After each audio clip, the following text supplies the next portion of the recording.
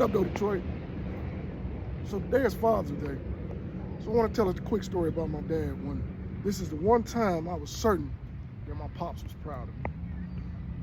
So when my dad started cutting grass, I had went out with him when he first started, and then a couple years had went past, and I had went out with him for a while. But in that time, my dad had accumulated a couple of gas stations, and this one particular gas station was down in Romulus, and we were cutting it. And the guy who owned the gas station owned several gas stations at the time. And so in so doing, I knew what my dad wanted. My dad always wanted you to bag the grass because he didn't want to take no, leave no grass on the customer's lawn. And his whole thing was about the lines and the edge of the grass. So the edge and the lines were big here.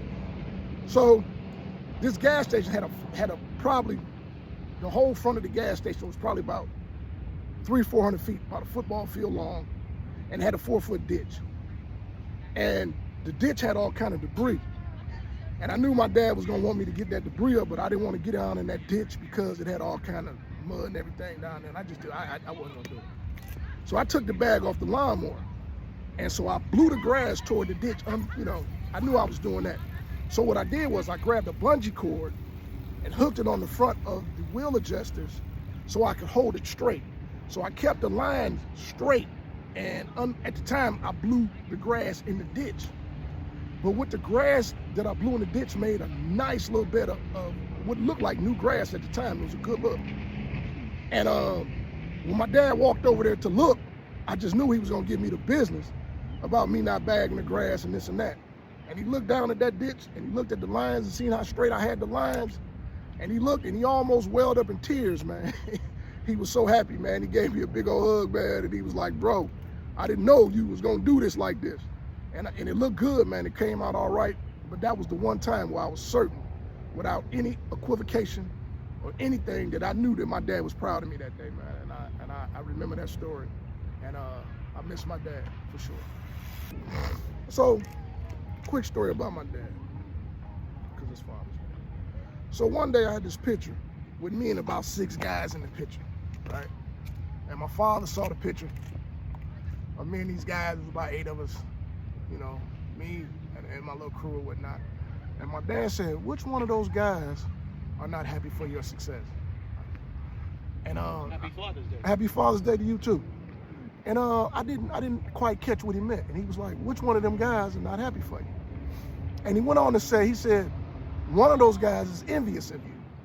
And he said, envy is the one emotion that you can't see, right?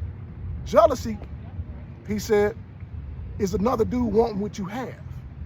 But envy is another dude wanting to be you.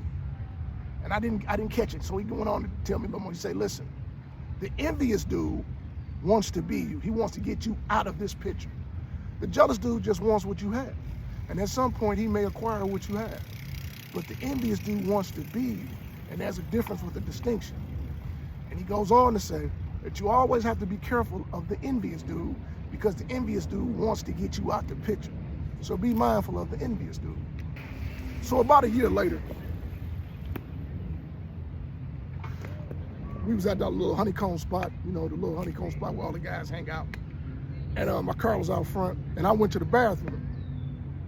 But unbeknownst to this person, this envious person, my car pulls off, but my window's tinted, so he doesn't know that it's not me driving the car. So while I'm in the bathroom, the guy goes on to light me up, oh, Spoonie, he's a lottery winner. He ain't no real hustler. He don't know how to hustle and this and that.